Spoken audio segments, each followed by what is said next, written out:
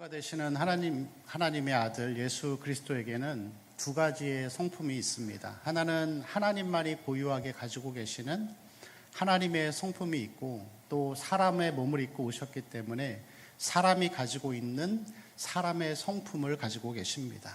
그래서 하나님 아버지의 아들 예수 그리스도에게는 하나님의 성품, 사람의 성품, 그래서 하나님의 성품은 신의 성품이라고 해서 신성이라고 표현하고, 이 사람의 성품은 이 인성, 인간의 성품이라고 해서 인성으로 그렇게 표현을 하고 있습니다. 하나님의 성품, 신성에는 어떤 것이 있냐면은 사람들이 하지 못하는 기적들을 이야기하는 것이죠. 그래서 물이 포도주가 되게 하거나 귀신을 쫓아내거나 아니면 죽은 자를 살리고 병을 고치는 이러한 역사들을 예수님께서는 하실 수 있었습니다. 그것이 신의 성품, 하나님의 성품이라고 할 수 있겠죠.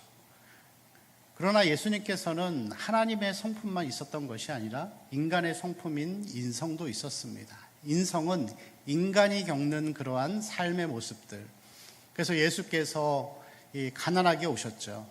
이 베들레헴 말구유에서 그렇게 태어나셨고 가난하게 사셨고, 그리고 사람들로부터 멸시와 비난과 핍박을 받았고, 그리고 머리 둘 곳도 없이, 그리고 말씀을 전하는 것 때문에 많은 사람들로부터 모함을 받았습니다.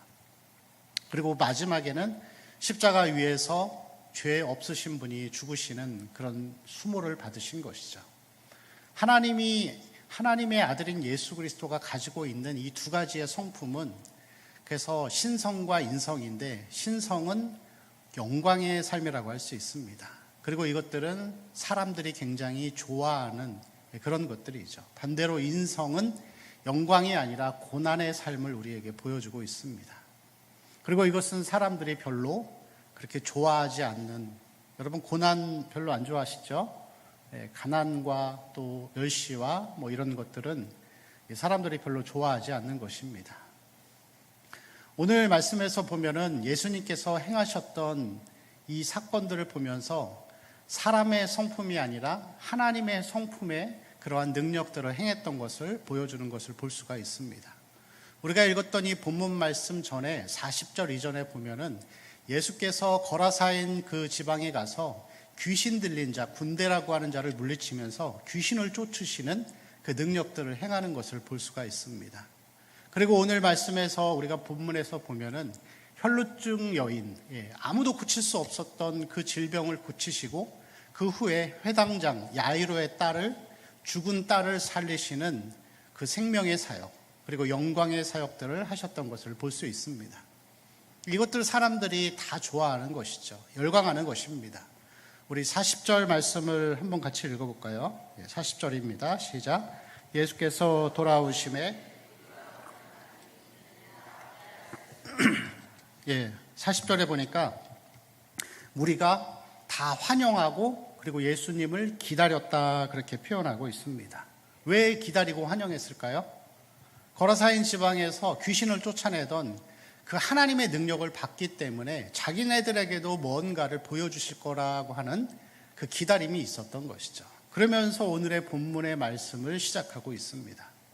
그런데 우리가 오늘 보는 이 본문 40절에서 56절까지의 말씀에는 굉장히 좀 희한한, 좀 독특한 내용이 담겨져 있습니다. 본문이 하나인데 하나의 본문 안에 두 개의 내용을 가지고 있는 것이죠. 자, 그래서 41절을 보시면은 이에 회당장인 야이로라는 사람이 예수께 왔다 그렇게 표현하고 있습니다. 여러분, 회당장은 그 당시에 회당의 수반이라고 할 수가 있습니다. 그래서 집회를 인도하고 건물을 유지하고 보수하고, 그리고 율법을 낭독하는 사람이나 혹은 설교자를 이렇게 지정하고 임명할 수 있는 그런 큰 능력을 가진 자였습니다. 그런데 이 사람이 와서 42절에 이렇게 말씀하고 있습니다. 같이 읽을까요? 이는 자기에게 12살 된 외딸이 있어 죽어 가밀어라. 거기까지요. 자, 이 딸이 있는데 어떻게 되고 있다고요? 죽어 가밀어라. 이거는 한시가 급한 그런 상황들을 보여주고 있습니다. 빨리 가서 치료를 해주지 않으면은 금세 죽을 수 있는 그런 상태를 우리에게 보여주고 있는 것이죠. 그런데 그 중간에서 이제 혈루증을 앓고 있는 한 여인이 끼어들게 됩니다. 그리고 그 일이 있고 난 다음에 49절 말씀을 보니까 또 이렇게 기록되어 있죠. 아직 말씀하실 때에 회당장의 집에서 사람이 와서 말하되 당신의 딸이 죽었나이다. 그 순간에 죽은 거예요. 그 길지 않은 시간 동안에 이 아이가 죽었습니다. 그런데 49절 지나서 54절과 55절 말씀을 보시면은 또 한번 같이 읽어볼까요? 시작. 예수께서 아이의 손을 잡고 그 영이 돌아와 예수께서 먹을 것을 주라 명하시니. 아멘. 자, 이 죽은 아이를 예수님께서 극적으로 이 생명이 끊어진 완전한 죽음에 있는 아이를 살리시는 그런 내용들을 우리에게 보여주고 있습니다. 또 한 가지의 내용은 이 회당장 야이로의 딸을 살린 것과 더불어서 이제 43절에 보시면은 43절을 보실까요? 이에 12해를 혈루증으로 앓는 중에 아무에게도 고침을 받지 못하던 여자가 오게 됩니다. 그리고 44절에 예수님의 그 옷가에 손을 대므로 즉시 병이 낫게 되는 그런 사건이 중간에 이렇게 끼어 있게 되죠. 여기서 여인이 겪었던 이 혈루증이라고 하는 병은 하혈하는 거죠. 하혈하는 이 피가 유출되는 유출병이어서 이 피가 유출되는 이 병은 이 구약의 율법으로 치면은 하나님의 징계, 이 죄에 대한 하나님의 징계로 볼 수 있습니다. 그리고 이러한 여인들, 피가 유출되는 이 유출병을 가지고 있는 여인들은 사회로부터 격리되어 있었기 때문에 오늘 본문과 같이 많은 무리들이 모여드는 곳에는 올 수 없는 그런 위치에 있던 여인이었습니다. 그리고 더불어서 이 말씀 43절 말씀에서 아무에게도 고침을 받지 못하던 이라는 부분이 있죠. 그 앞에 숫자가 1이 써 있습니다. 맨 밑에 보면은 그 주석이 있는 분은 있을 건데 거기 뭐라고 쓰여 있죠? 재산을 다 탕진한 그런 상황이 된 거입니다. 아무에게도 고침을 받지 못했다라고 하는 거는 그 이상의 의미이죠. 그가 가지고 있던 모든 돈을 다 써서 이 의원도 찾아가 보고 이 의사도 찾아가 보면서 여러 군데를 가보았지만 결국에는 고치지 못하고 이제 빈털터리가 된 상황에서 마지막 희망으로 예수 그리스도를 바라보며 그분 앞에 와서 많은 사람들의 모욕과 멸시와 아니면은 이 격리를 받지 않는 그런 상황에 대한 자기에 대한 어떤 징계나 이런 것들을 다 감수하고서라도 마지막으로 나아온 그런 모습이라고 할 수가 있습니다. 이 본문의 오늘의 말씀의 의미는 하나님의 영광, 예수 그리스도의 영광의 성품들을 우리에게 보여주는 것입니다. 자, 오늘 본문이 나오기 전에 있었던 군대 귀신을 쫓아내는 것. 그래서 예수님의 사역을 딱 정리하는 것이죠. 귀신을 쫓아내고 병든 자를 고치시고 죽은 자를 살리시는 그러한 이 놀라운 생명의 사역을 우리에게 보여주고 있습니다. 여러분, 우리에게 있어서, 우리의 삶에 있어서도 제일 큰 부분이 저는 이 두 가지가 아닌가 생각이 듭니다. 뭐 귀신 들리고 이런 거는 사실 우리 이 시대에는 별로 없는 것 같아요. 근데 이 회당장 야이로의 딸과 같이 여러분 생각해 보세요. 내 부모가 갑자기 돌아가셨다고 했을 때, 내 사랑하는 자녀가 갑자기 죽었다라고 하는 거는 우리 이 땅을 살아가고 있는 인간에게 있어서는 최고의 고통이라고 할 수 있습니다. 우리 여러분 부모나 형제가 돌아가신 분들은 아실 거예요. 그리고 그거는 안 당해본 사람은 아무도 알 수 없습니다. 저도 결혼하고 나서 1년도 안 돼서 저희 어머니가 돌아가셨어요. 그리고 2년 있다가 아버지가 돌아가셨어요. 굉장히 젊은 나이에 가셨는데 제가 한 3년 동안 정신을 못 차리겠더라고요. 뭘 해도 그냥 다 지겹고 힘들고, 명절 되면은 여러분 아시죠? 명절 되면 눈물이 막 나오는. 그래서 만약에 여러분 우리가 내가 어떠한 수단을 써서라도 나를 통해서 내가 내 재산을 다 바쳐서라도 자녀나 부모를 다시 살려낼 수 있다면 여러분 그렇게 하시겠습니까? 그렇게 하겠죠. 그것이 우리의 삶에 있어서 가족의 죽음이라고 하는 것은 가장 큰 슬픔을 우리에게 보여주는 것이겠죠. 동시에 이 질병에 대한 부분도 마찬가지입니다. 우리 권사님들 최대의 관심사가 무엇이죠? 건강이시죠? 뭐 돈을 더 많이 벌고 뭐 내가 앞으로 성공하겠다 이런 생각 안 하실 거 아니에요. 연세가 드신 분들은 이 건강의 문제, 건강을 잃으면 다 잃어버린 것이다라고 사람들이 말하는 것처럼 이 죽음의 문제와 건강의 문제, 질병의 문제는 우리 모든 그리스도인들을 포함해서 세상에 있는 모든 사람들에게 가장 중요한 그런 말씀이라고 할 수가 있습니다. 여러분, 그런데 성경은 우리에게 말하기를 예수님을 믿어서 우리가 이 땅을 살아가면서 죽음의 고통에서 회복되어지고 질병을 고치는 이 땅의 복을 우리에게 바라보고 살라고 예수님이 이 말씀을 하신 것은 분명히 아닐 것입니다. 여러분, 물론 성경은 우리에게 세상의 복에 대해서 분명히 말씀하고 있습니다. 주님은 우리에게 보상을 바라보고 살아갈 것을 하면서 헌신할 것을 또한 말씀하고 있습니다. 뭐 그 예로 보면은 뭐 솔로몬의 부와 영광, 그런 것들, 그리고 뭐 야곱이 받았던 그 고생 끝에 그런 많은 이 부자가 된 그런 축복들, 그런 것들을 우리에게 보여주는 것을 볼 때 성경은 분명히 우리에게 이 땅에 살아가는 땅에서 받는 복도 부정하지 않습니다. 여러분, 근데 중요한 것은 뭐냐면은 하나님이 우리가 잘 살기를 바라시고 가난보다는 부하게 살기를 바라시고 질병 가운데 고통받기보단 건강하게 살기를 바라시는데, 여러분, 복음은 이 땅의 복을 수용하고 인정하지만 그것을 초월하는 것입니다. 오늘 본문 말씀이 우리에게 그것을 보여주고 있는 것이죠. 여러분, 그렇다고 한다면은 이러한 이 예수님 시대에 나타났던 죽은 자가 살아나고 병든 자가 치유받는 이런 이 현상의 역사들은 왜 일어나는 것일까요?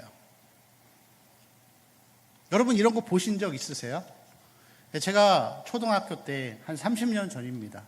제가 살던 이 시골 이 지역에는 아주 유명한 기도원이 하나 있었어요.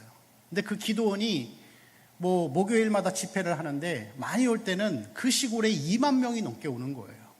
근데 와가지고 사람들이 이렇게 그 원장님이 여자분이었는데 이렇게 막 기도를 해주면은 앞에서 진짜 낫는 거예요.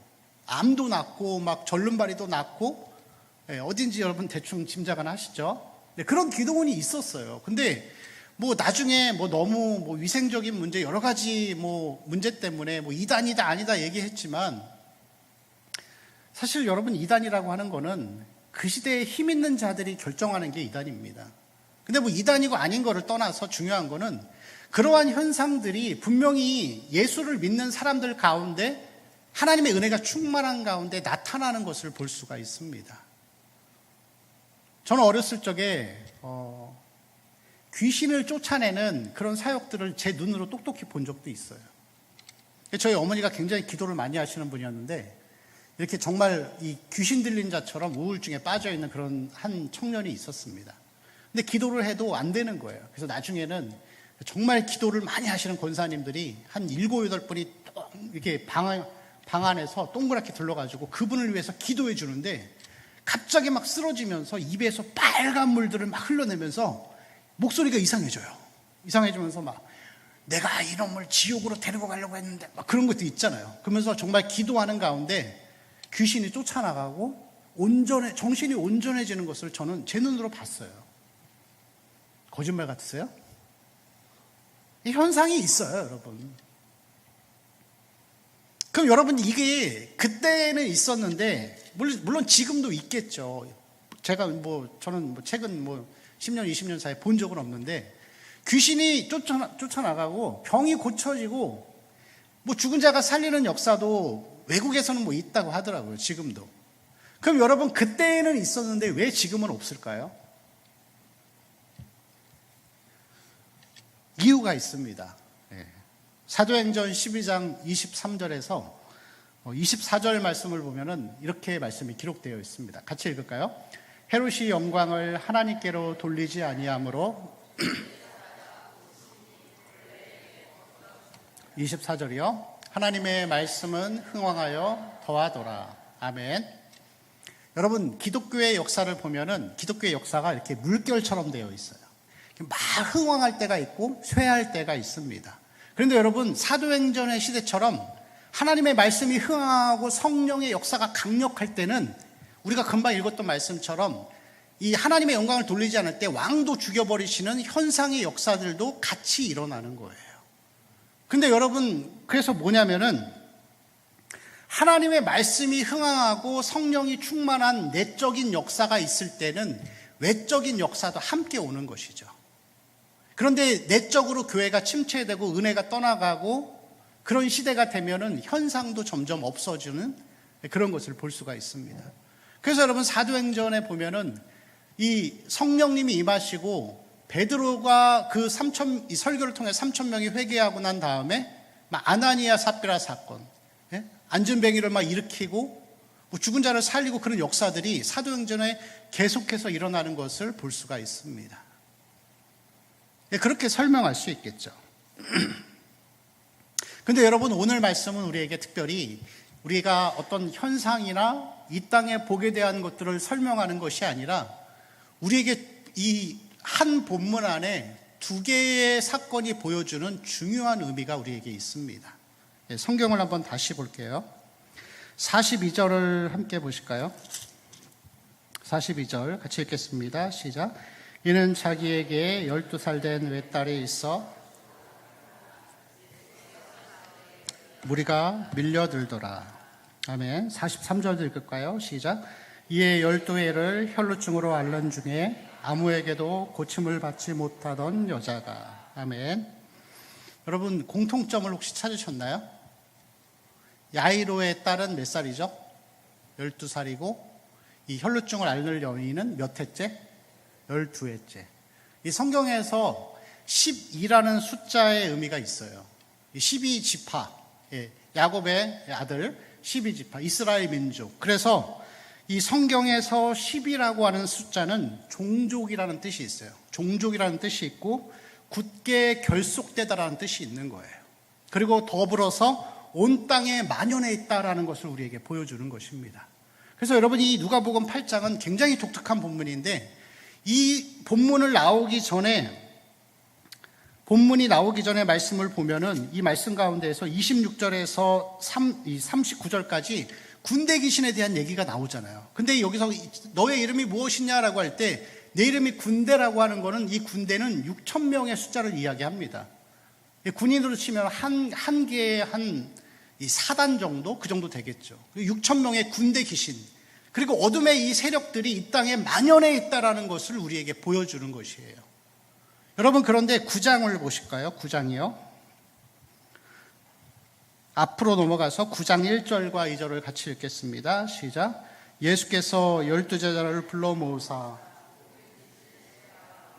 병을 고치는 능력과 권위를 주시고 하나님의 나라를 전파하며 앓는 자를 고치게 하려고 내보내시며. 아멘. 이 사건들이 일어나고 난 다음에 예수께서 제자를 부르시는데 몇 명이죠? 12명이죠. 이 성경에서 계속해서 이 같은 단어를 반복하는 이유는 오늘 본문은 우리에게 그것을 보여주는 거예요. 죄와 사망과 흑암이 만연한 이 땅 가운데에서 예수 그리스도가 오심으로써 죽음과 사단과 사망의 권세를 깨뜨리시고 이제 생명과 은혜의 시대가 열렸음을 우리에게 보여주는 것입니다. 그것을 우리에게 교훈하고 있는 것이죠. 죄와 사망의 나라가 폐하여졌고 이제는 은혜로 구원받는 시대가 열렸음을 우리에게 보여주고 있는 것입니다. 자, 그래서 이 48절 말씀에서도 보면은 혈루증 여인에게 예수님 말씀하시잖아요. 예수께서 이르시되 딸아, 내 믿음이 너를 구원하였다. 뒤에 가서 50절 말씀에도 그 회당장에게 이렇게 말씀하죠. 두려워하지 말고 믿기만 하라. 그리하면 딸이 구원을 얻으리라. 율법과 죄와 사망의 시대가 끝나고 이제는 믿음으로 구원받는 은혜의 시대가 열렸음을 우리에게 보여주는 그런 말씀이라고 할 수가 있습니다. 그래서 성경은 계속 우리에게 예수 그리스도를 믿고 신앙생활을 하는 것이 예수님을 잘 믿어서 이 땅에서 내 소원을 성취하는 것, 물론 하나님은 그렇게도 해주십니다. 근데 그것을 넘어서 하나님의 나라를 계속해서 확장하는 삶을 우리에게 살아갈 것을 요구하고 있는 것이죠. 영적인 승리와 하나님의 나라를 위해 살아갈 것을 우리에게 말씀하고 있습니다. 여러분, 하나님의 나라는 어디에 있습니까? 예수님의 말씀에 의하면 하나님의 나라는 여기 있다 저기 있다 할 것이 아니라 어디에 있다? 너희 마음 안에 있느니라. 여러분, 그래서 우리가 예수님을 믿고 난 이후에 우리가 살아가야 될 삶의 자세는 보이지 않는 하나님의 나라를 확장해가는 것을 향해 달려가야 하는 삶일 줄로 믿습니다. 우리에게 그래서 최고의 기도의 제목은 영혼을 구원하는 것이에요. 여러분, 가정 가운데, 이웃 가운데, 또 우리 교회 가운데, 부모, 자녀, 형제들 가운데 저들이 여러분 살아가는 삶의 모습을 보면 어떻습니까? 자기가 주인이 되어 있고 자기의 욕심과 성공을 위해서 그렇게 매일매일 살아가고 있습니다. 그들이 바라볼 때 우리는 한심한 사람들이죠. 너 그래서 뭐 목사 될래? 뭐 사모 될래? 하면서 교회 다니고 신앙생활하는 것을 이상하게 생각합니다. 그들의 모습을 보면은 눈이 가리워져 있는 거예요. 마귀가 아직도 그 마음속에서 그를 권세 가운데 붙잡고 있으면서 흑암의 나라에서 그를 붙잡고 있는 것입니다. 여러분, 가족들 중에서 자녀나 남편이나 아내가 그러한 상태에서 지옥으로 가고 있다는 것을 보면 여러분, 불쌍한 마음을 느끼지 않겠습니까? 그래서 우리는 그것이 우리의 첫 번째 기도의 제목이 되어야 할 줄로 믿습니다. 두 번째는 나에 대한 내 삶에 하나님의 영역이 넓어지기를 위해서 기도해야 할 줄로 믿습니다.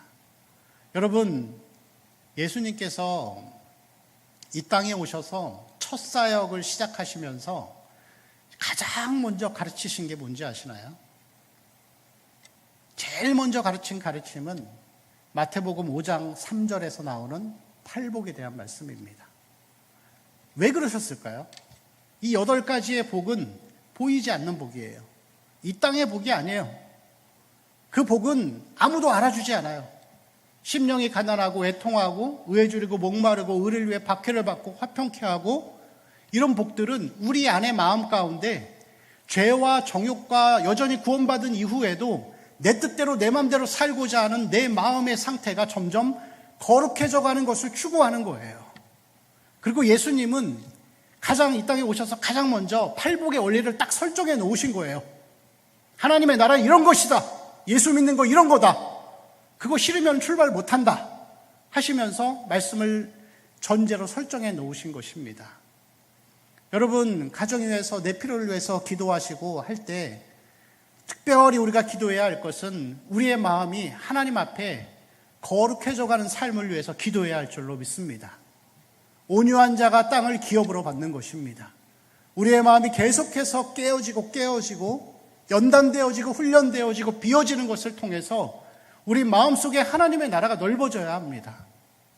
하나님의 영역이 넓어져야 하고 반대로 죄의 영역은 점점 적어져야 할 것을 우리에게 예수님은 권면하고 있습니다.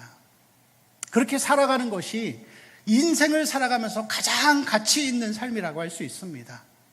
아무도 알아주지 않죠. 헌금을 많이 하면 알아줍니다. 봉사를 많이 하면 훌륭한 믿음이라고 우리에게 칭찬을 줍니다.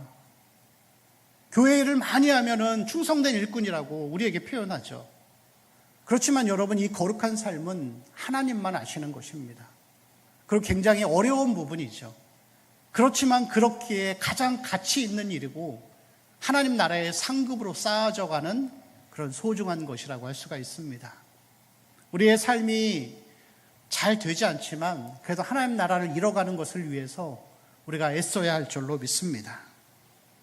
그것이 오늘 우리에게 보여주는 이 성령의 열매, 인격을 다듬어가는 것을 우리에게 권면하고 요구하시는 것입니다.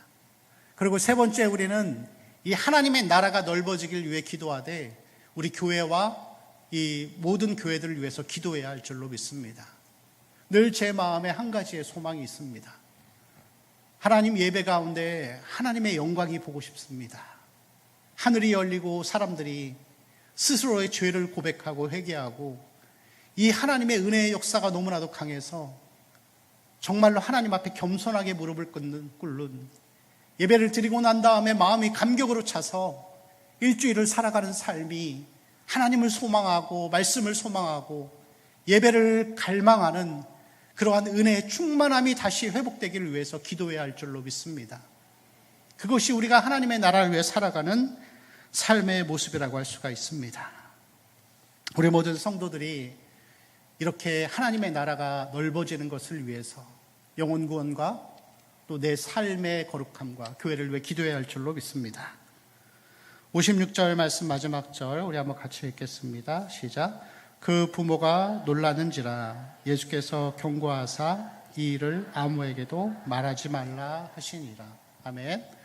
자, 여러분 마지막 이 아이를 살리고 난 다음에 예수님께서 뭐라고 하시죠? 부모에게 경고하면서 이 일을 아무에게도 말하지 말라. 왜 그러셨을까요?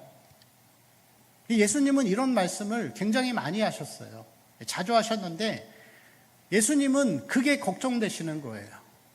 사람들이 나를 보면서 하나님 나라의 영역과 보이지 않는 하나님 나라를 위해 살아가는 자들이 아니라 그냥 자기를 병 고쳐주고 죽은 자 살려주는 아주 그냥 용한 의사로 생각할까 봐 예수님은 그걸 경고하신 거였어요.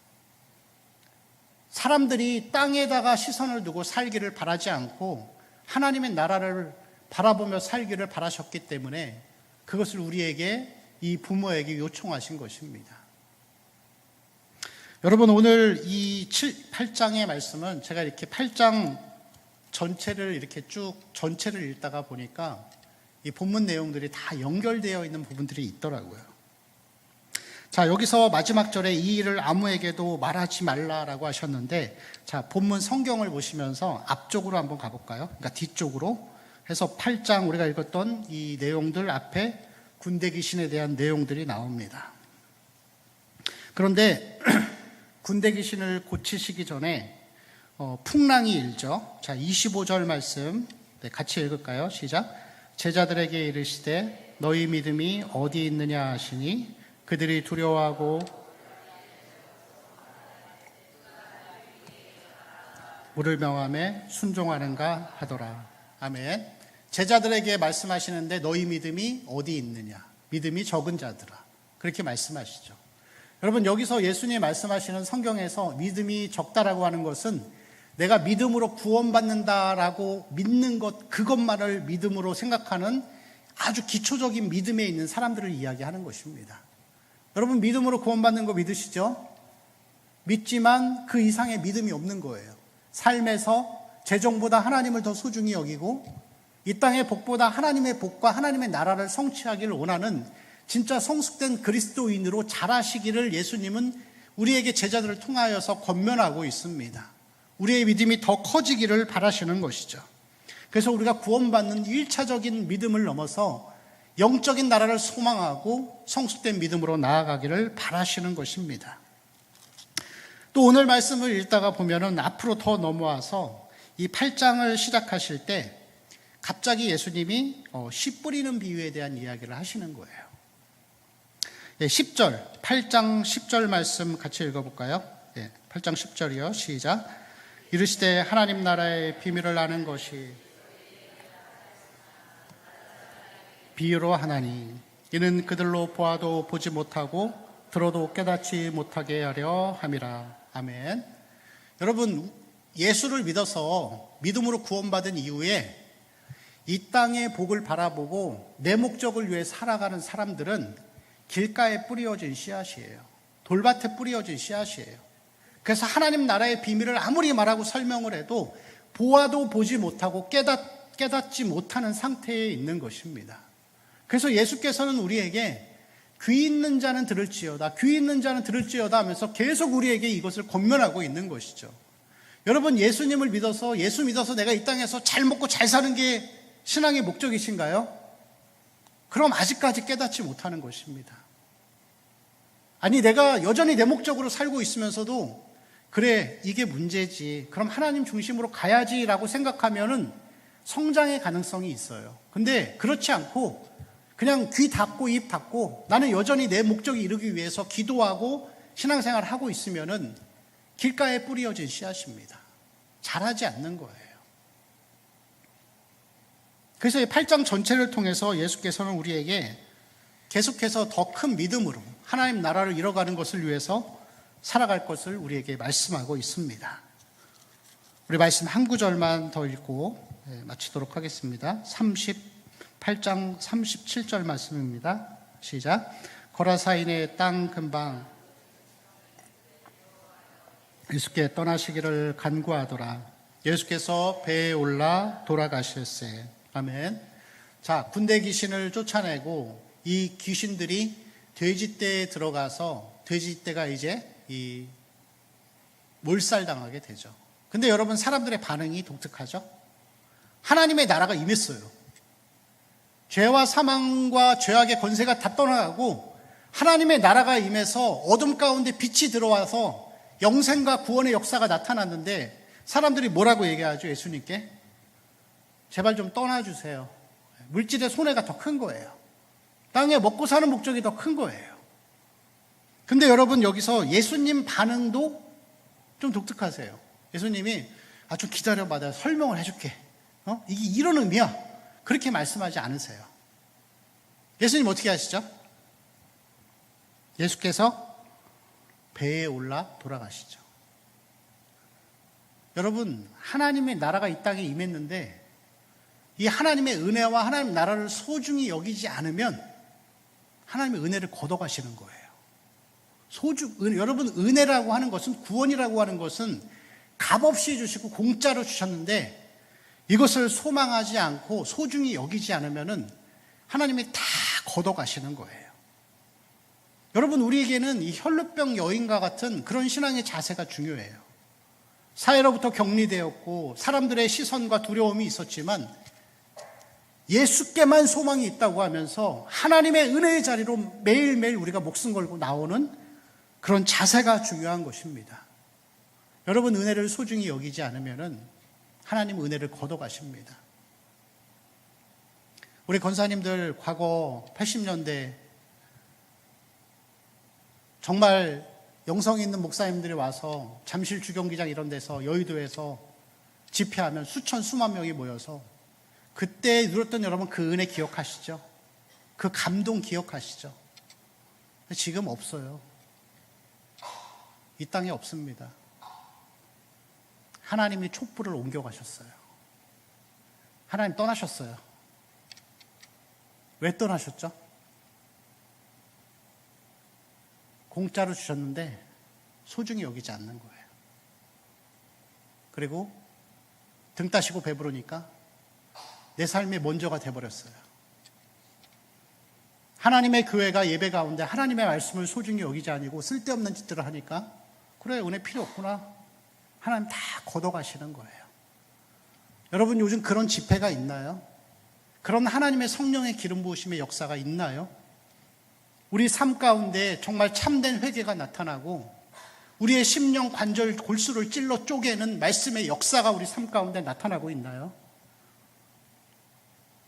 보이지 않는 곳에는 있겠지만 현상이 사라지고 그러한 집단적인 회심 부흥의 역사는 이 시대에 점점 사라져가고 있습니다. 우리가 은혜를 소중히 여기지 않았기 때문에 그런 것이죠.